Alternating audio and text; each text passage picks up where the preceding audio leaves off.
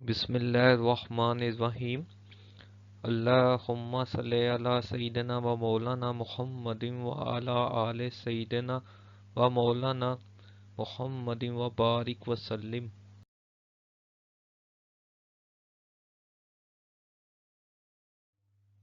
Assalamu alaikum dear students. I hope that all of you are fine. आज बेटा हम exercise 7.5 start करेंगे। तो सबसे पहले क्वेश्चन नंबर 1 हम सॉल्व करने जा रहे हैं। क्वेश्चन नंबर 1 में हमें कह रहा है find the volume of parallel pipe of which given vectors are 3 axes. तो इसकी जो शक्ल है बेटा, इसकी जो शेप है पैरेलल पाइप की, वो इस तरह की होती है। तो इसमें हमें कह रहा है कि आपने आपके पास वेक्टर्स हैं u, एक दूसरा वेक्टर v है और एक वेक्टर आपके पास w है। तो ये 3 वेक्टर आपके पास हैं।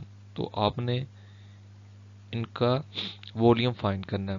तो इसके वॉल्यूम का जो फॉर्मूला बेटा वो क्या है, u dot v cross w, यानी ये इसका फॉर्मूला बेटा, ये फॉर्मूला आपने याद रखना है, u dot v cross w।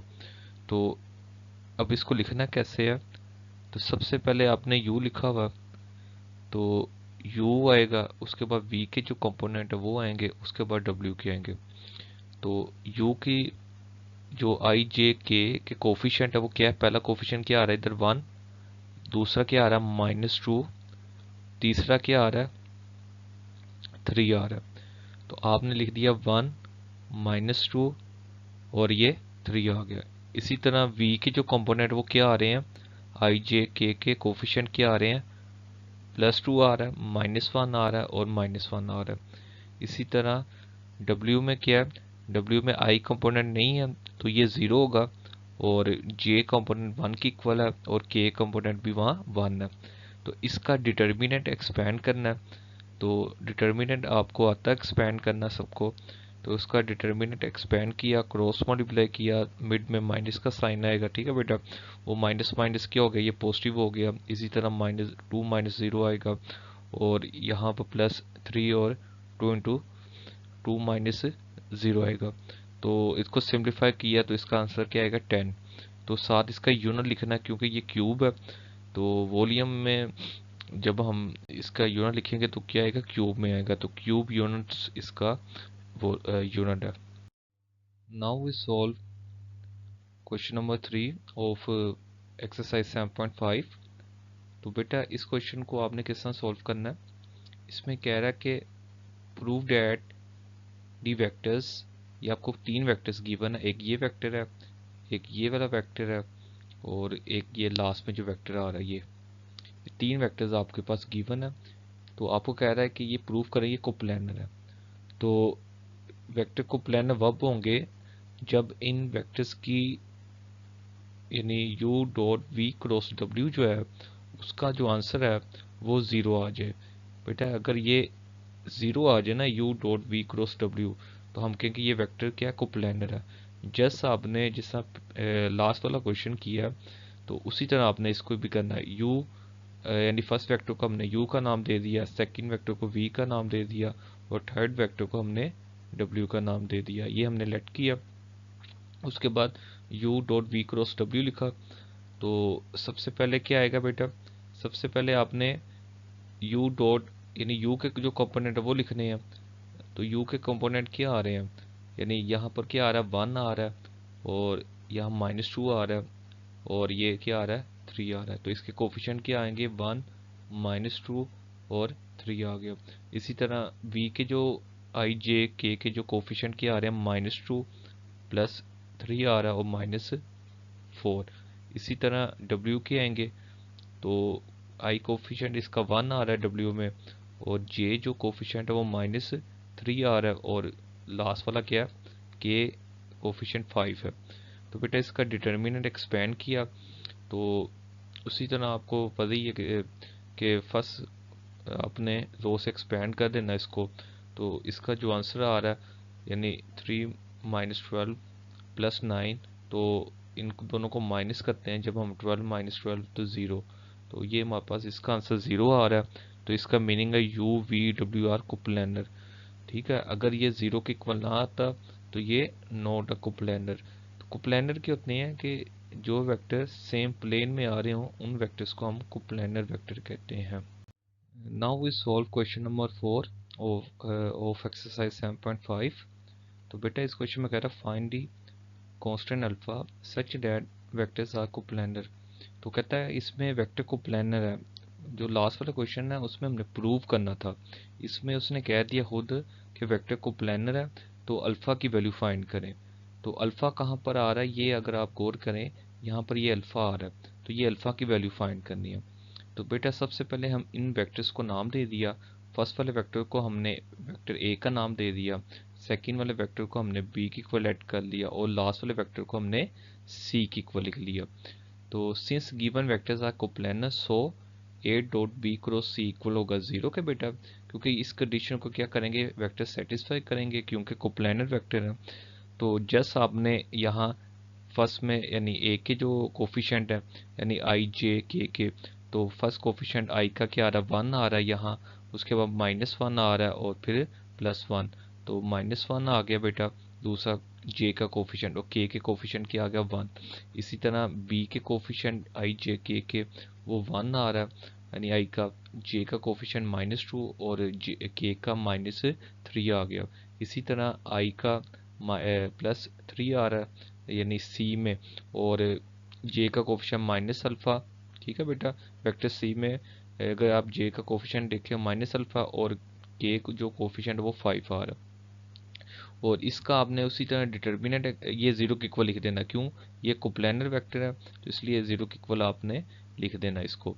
तो बेटा इसका डिटर्मिनेंट एक्सपेंड किया आपने, तो आपके पास जो वैल्यू आ रही है वो क्या आ रही है -4 अल्फ़ा प्लस 10 इक्वल टू 0। ठीक है, ये आपने सिंप्लीफाई करना इसको, तो आपके पास ये आ जाएगा। तो +10 जो है ये और -4 अल्फ़ा, तो -4 अल्फ़ा माइनस का दूसरी साइड पर जाकर +4 अल्फ़ा हो जाएगा, और नीचे आपने 4 को डिवाइड करना है क्योंकि वो अल्फ़ा के साथ मल्टीप्लाई हो रहा 4, तो नीचे आकर डिवाइड होगा। तो इन दोनों की कटिंग करनी है 4 और 10 की 2 के टेबल पर, तो 5/2 आपका आंसर है इसका। इसी तरह अब हम इसका नेक्स्ट पार्ट करते हैं, क्वेश्चन नंबर 5 सॉल्व करते हैं। इसमें बेटा क्या करना है, इसमें कहता है find the value of 2i cross 2j dot के की। तो हमने इसकी वैल्यू फाइंड करनी है। तो बेटा किस तरह करेंगे, सबसे पहले हमने 2 और इस 2 को मल्टीप्लाई किया तो इधर क्या आ जाएगा 4 आ जाएगा, और i क्रॉस j वैसे ही और डॉट के वैसे ही। तो बेटा i क्रॉस j जो होता है, ये i क्रॉस j जो होता है वो किसकी इक्वल होता है k के। ठीक है, और एक k जो हमारे पास आ रहा है पहले वाला ये वाला k वैसे ही आ गया। तो k डॉट k जो होता है वो 1 की इक्वल होता है, तो 4 को 1 के साथ मल्टीप्लाई किया तो 4, तो इसका आंसर क्या आ गया 4 आ गया। अब सेकेंड वाला पार्ट सॉल्व करते हैं। इसमें कह रहा है कि इसकी वैल्यू फाइंड करें यानी 3j डॉट के क्रॉस आई की। तो इसकी वैल्यू किस तरह फाइंड करनी है, तो बेटा जो k क्रॉस आई जो है वो किसकी इक्वल होता है j के। ठीक है बेटा, और यहाँ जो है यहाँ पर क्वेश्चन में j लिखा हुआ है, तो ये j है बेटा i नहीं है यहाँ। तो j डॉट j किसकी इक्वल होता है 1 के, तो यहाँ 1 आ गया, और 3 को 1 के साथ मल्टीप्लाई करना है तो 3 आपका आंसर आ जाएगा। Now we solve question number 6। Find the volume of tetrahedron with vertices. तो इसके बेटा 4 वर्टिसेस आ रहे हैं, first second third and fourth. तो टेट्राहेड्रॉन की जो शेप है बेटा वो इस तरह की होती है। तो इसमें हमें 4 वर्टिसेस गिवन है, तो कहता है इसका वॉल्यूम फाइंड करें, यानी इसका हमने वॉल्यूम फाइंड करना। वॉल्यूम में के इसके जो अंदर वाला हिस्सा ना ये वाला, ये इसका वॉल्यूम फाइंड करना ये वाले हिस्से का। तो 1/, इसका जो फॉर्मूला होता है वो क्या होता है 1/6, यानी जो भी आंसर आएगा 6 पर डिवाइड करना है। A B vector dot A C vector cross A D vector, तो ये इसके वॉल्यूम का फॉर्मूला है। तो सबसे पहले हमने ए बी वैक्टर फाइंड करना है, ए सी वैक्टर फाइंड करना है और ए डी वैक्टर फाइंड करना है। फिर उन वैक्टर्स को हमने डिटर्मिनेंट में लिख देना है जिस तरह हमने लास्ट वाले क्वेश्चन सॉल्व किए हैं। तो उसके बाद जो आंसर आएगा उसको 6 पर डिवाइड करना है, तो वो आपका आंसर होगा। तो आए इसको सॉल्व करते हैं। सबसे पहले हमने इनको नाम दे दिया वर्टिसेस को, एक वर्टिसेस को A का, दूसरे वाले को B का, और थर्ड वाले को C का, और लास्ट वाले को हमने वर्टेक्स D का नाम दे दिया। उसके बाद हमने AB वेक्टर फाइंड करना है। अब AB वेक्टर क्या होता है? Position vector B minus position vector of A। के आपने AB का अगर आपने 7.1 की हो ना, तो वहाँ भी हमने AB वेक्टर वगैरह इस तरह की चीज़ें फाइंड की थी। तो सेम उसी तरह आपने फाइंड करना है। तो ये किस तरह होगा? ये पहला आपके पास आएगा B का कंपोनेंट माइनस A का कंपोनेंट। तो देखें अगर आप B के कंपोनेंट क्या आ रहा है यहाँ पर B का कंपोनेंट क्या आ रहा है? 3 आ रहा है, और यहाँ पर A का कंपोनेंट क्या आ रहा है? 0। तो सेकंड वाला जो है ना, यानी फर्स्ट वाला B का कंपोनेंट जो A का फर्स्ट वाला कंपोनेंट है उसमें से माइनस होगा, इसी तरह साथ I आ जाएगा।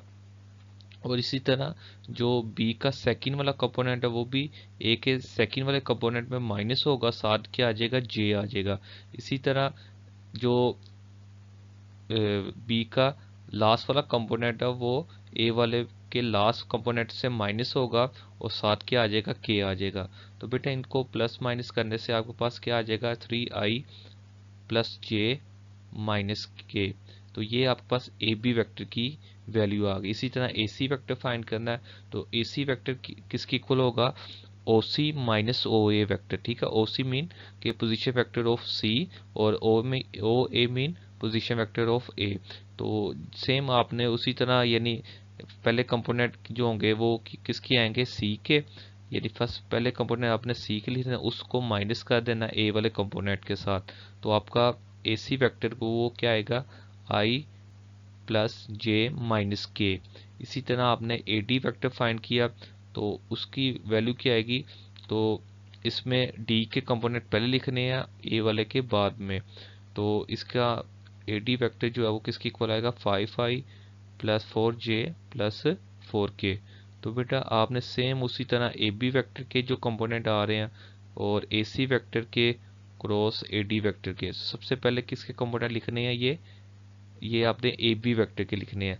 तो AB वेक्टर में I J K के जो कोफिशिएंट क्या आ रहे हैं? प्लस 3R I का, J का कोफिशिएंट क्या आ रहा है? 1 आ रहा है, और K का कोफिशिएंट -1 आ रहा है। इसी तरह नीचे वाले AC के कोफिशिएंट और लास्ट वाले में AD के कोफिशिएंट लिख दिए। ठीक है बेटा, ये आपने लास्ट में जो AC AD के कोफिशिएंट लिख दिए। जब ये कोफिशिएंट लिख दिए, इसका डिटर्मिनेंट एक्सपेंड किया, तो इसके डिटर्मिनेंट को एक्सपेंड करने से उसका आंसर 16 आ रहा है। तो 16 को आपने अब 6 पर डिवाइड करना है। जो इसका वॉल्यूम होगा टेट्राहेड्रॉन का, उसको 6 पर डिवाइड करने के, तो हमारे पास ये कटिंग हो रही है 2 के टेबल पर, तो 8/3 क्यूब यूनिट्स इसका वॉल्यूम आ जाएगा बेटा।